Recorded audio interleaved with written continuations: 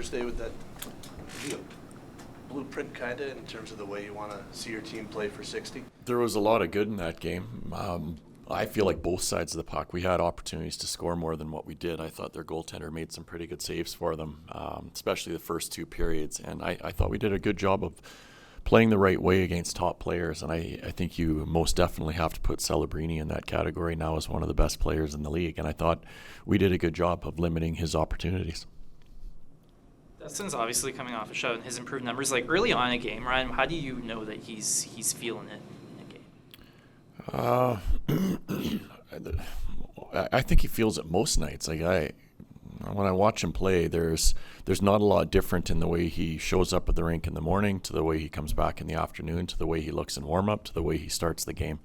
And really, when you look at his games, most nights he's on. I think he's got a really good head on his shoulders that understands how to prepare. And to me, I always have confidence in him that he's going to be ready to go and he's going to be a difference maker for us.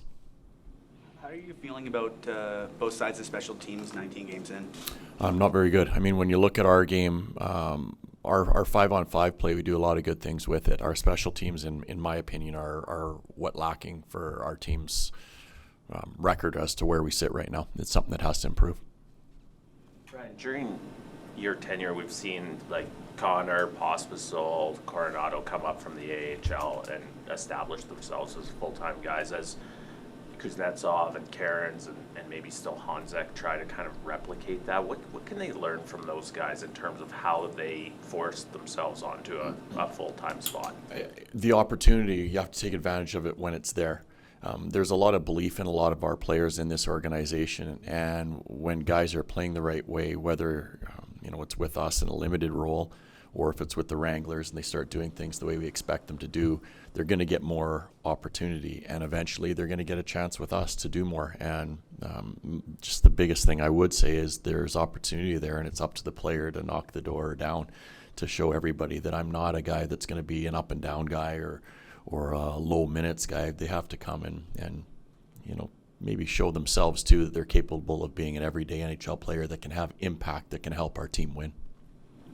I know last year when Sam came up early in the year, he had that great camp, and then obviously when the regular season starts, the level of play goes up.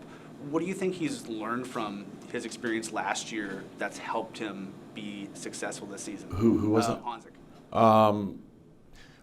Well, I think probably the eye-opener for him was the night he got hurt. Everything was going along really well for him to start the year last year. He had a great training camp for us. He had a great start to the season for us. And then he got blown up in the game against Chicago, and I think that impacted him a lot.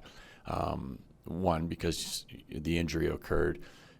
Two, when he went down to the minors, I don't think he found his game right away. And it took him a long time to get back to it, which made him commit again over the summer to getting bigger and faster and even stronger than he was before, because I think of that moment where he realized, okay, the NHL is a lot different than the American League or junior or whatever you want to call it. And he had to find a way to make himself a better player. And a lot of that came to, putting a lot of size on over the summer, so he felt he could be able to handle some of the bigger defensemen in the league.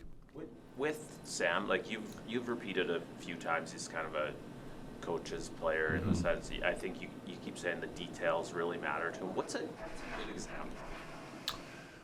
Well, when you watch him in the offensive zone, when pucks will move sides, like he very rarely will get caught on the wrong side of a check, whether it's a defenseman or if he's not responsible to become a guy that's covering for your defenseman.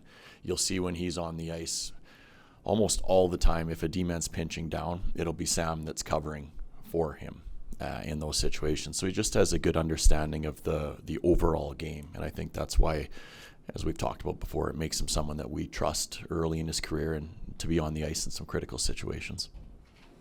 Rasmus mentioned you guys had a little conversation here this morning. Just what have you seen in his game and, maybe the leadership qualities? He's obviously playing big minutes, but just what he's given your back end. I've liked his game this year. Almost most nights, Raz has been consistent for us.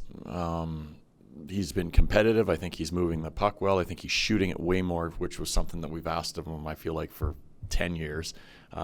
He's been consistent with how he showed up for us this year. So yeah, he's done a lot of good things, and he's got to be a guy that's going to continue to do that because he needs to drive our back end.